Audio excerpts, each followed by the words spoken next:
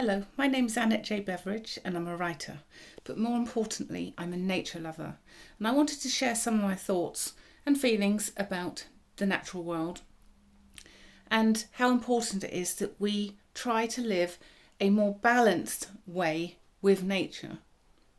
Now, I guess I'm lucky because I can remember sort of from childhood going out into the countryside and just looking across these wonderful open stretches of land, field after field after field, and seeing lapwings, sort of so many lapwings, and hearing that distant sound of a bird high up in the sky. And I remember squinting up as a child and trying to spot them, and of course I couldn't in the main, but these wonderful sounds of skylarks, which we don't hear enough of these days, and that's because we're building so much on land where these wonderful birds would have been. So we have such an impact on nature, and I think much of what happens is that people are just not aware of. Now, maybe you are just like me and you're a huge fan of nature,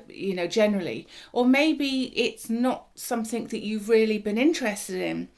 But I suppose my video here today is just to say it's time, just have a look outside, look around your environment. If you've spent time in lockdown and you really engaged with nature in a way that you hadn't before, don't let that feeling go. This is so important. So many of my friends have said to me that, they woke up early in the morning hearing the sound of the birds singing outside their homes and just thought how wonderful it was. We know that nature, which is usually held back, by us, by the way we live, nature tends to be restricted, and so they've seen so much more.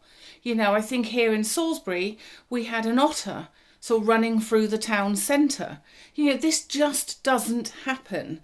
Okay, so lockdown in a way had many benefits, in terms of, at least for nature, not necessarily for us, but we need to build on that connection with nature. I've spent about 10 years of my life recently travelling through France and into Spain. And I have to say I've had some wonderful experiences and some wonderful wildlife experiences, especially in France, because I remember seeing buzzards carrying snakes, flying over the house. Yes, I did feel sorry for the snakes, but this it's just amazing seeing these birds in their natural environment, and black kites swooping low. And my house was on the side of the foothills of the mountain, so I could actually almost be eye level with some of these birds as they came up from the river below and flew past me, and it was incredible. And I saw griffon vultures, and I had praying mantis coming into the place. It was just an incredible experience. But when I went to Spain, I was just very aware of how dry and parched it was. Now, of course, not the whole of Spain is not like that, but the part where I was, it was quite difficult to see, things in the same way as I had in France or in England. So I missed it, and I missed the greenery. I mean, we're so used to in England, going out and there's green trees. There's a vibrancy to it. I don't know if you've noticed that, but I used to do a lot of painting when I was younger. So, I would look at those colours, in the hues, and I would try to emulate that when I was doing landscape work. So I missed it. I missed it so much. And when I came back here last year, it was kind of like a relief to the senses to be surrounded by trees again and to reconnect in a way that I haven't done for quite a while, because Spain was just so different. So for me, I'm so aware of the importance of us having trees, not just because of the benefits they give us in terms of the air quality, etc., but it's all about, I think, that vibrancy and that changing of the trees throughout the seasons. And I'm aware of how healing that is. So I find it really healing.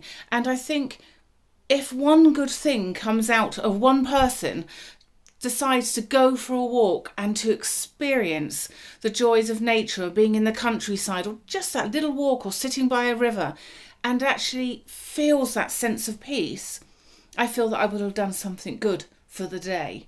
So this is these videos are going on to my new YouTube channel, because I want to be able to reach out to people, because I'm seriously getting worried about our disconnection with nature and how we are losing so much land, and there's so many things that's going on, and I don't want this to be a sort of kind of a doom and gloom channel. There's going to be good and bad things, but this is life, this is reality, and I think it's time that we make a stand for nature. Thank you.